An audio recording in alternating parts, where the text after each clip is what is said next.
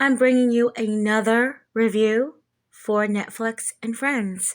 This one here is American Manhunt, the Boston Marathon bombing, and it is actually still showing on Netflix. And I will be reviewing it right now. With archive footage from April 2013, over a decade ago, it seems so long, so far away, but it really wasn't. I found out a lot more watching this documentary than I ever knew about this unfortunate story. I remember hearing about this. There was a bombing in Boston, but I admit I didn't know too much about it. I really, for some reason, just didn't.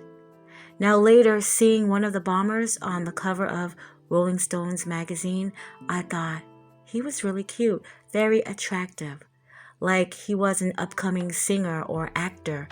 I mean, he looked the part, he really did. And I didn't know that he was the other half responsible for the bombing in Boston.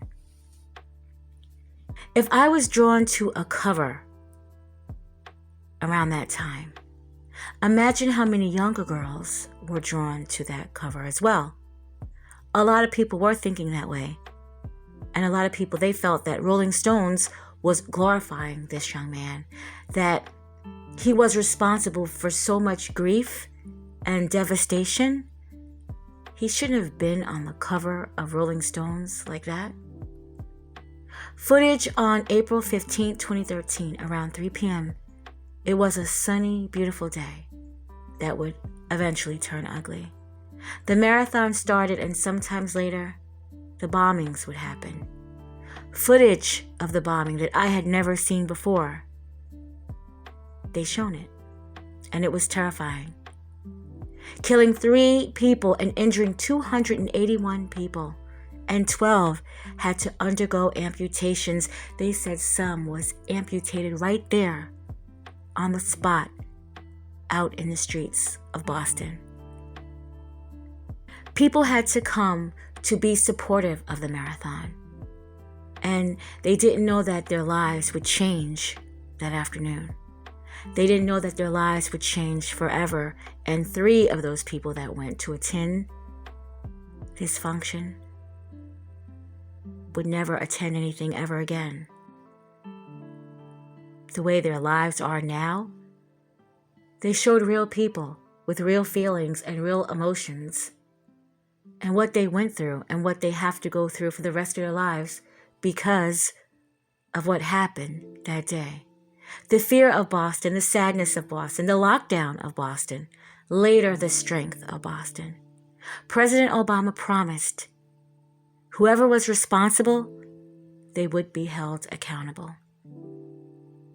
In the documentary, they show hundreds of pictures, thousands of videos, and thousands of images that they had to go through until ultimately they found 2 suspects that they called White Hat and Black Hat. And a backpack would help solve the crime. If you watch CSI and Law and Order, it's likened to that, but this was real life. That's the only difference. Those are the brothers, Tsarnaev brothers, Dzhokhar and Tamerlan. They were responsible. But because, and way before the manhunt even started, it was finding the brothers. The people of Boston, they thought that it was Muslims. They did. And a lot of them voiced their opinions about how they felt about Muslims, and Muslims spoke back. They spoke up for themselves. I mean, who knew that the brothers that lived in Boston, they were, quote, Russian-born terrorists, end quote. That's what they called them. The documentary would take you back to people that knew these brothers personally, hung out with them, and one that was even married to one of the brothers. And the brothers' family lives, their parents, and how their parents felt about their sons after they had been accused of this horrific crime. Well, the oldest brother was killed, and the youngest one I didn't know. that he was still alive, but he was missing at the time. So now he was a wanted man.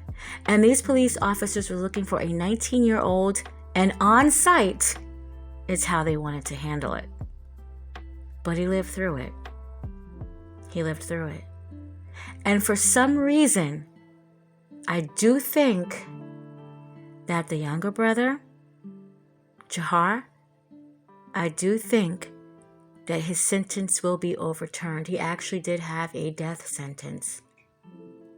His birthday is actually July 22nd, and he will be 31 years old on his birthday. And it reminds me of the DC snipers. I forgot their names, but one was a very older Black or African American man, and the other one, I believe, came from Montego Bay, if I am correct.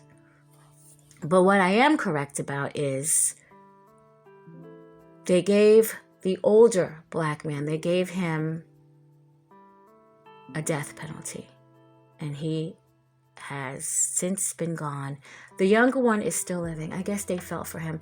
I guess they felt after a while he was being guided by the older one, the so-called father figure that they say was also a lover. That story is something else. But I think with this situation, they're going to be more lenient towards Dzhokhar. I just really do believe that. The documentary was very good. I really enjoyed it. Like I said, it's not something I normally would watch, but I'm glad I did because it was a lot of stuff that I didn't know and a lot of stuff that I'm glad that I do know now. American Manhunt, the Boston Marathon bombing. It is a good documentary to watch. Netflix and Friends. Also wanted to add that after this documentary was over, I actually went and I found some other clips, some articles, and even some videos of the lives that some of the amputees had faced 10 years after the bombing, which was really good too. You know, when I watch something, sometimes I want to see more. You know, how they are living now. They seem happy. They seem like they're doing the best that they can given the circumstance that they did not ask for. Again, great documentary. And if anyone is watching this that knows these people or has actually been one that suffered because of the Boston bombings, I want to just say you are blessed to be here, and I am so sorry that has happened to you. I really am. I really am. And if it wasn't for Netflix, I wouldn't have known much about this. Thank you.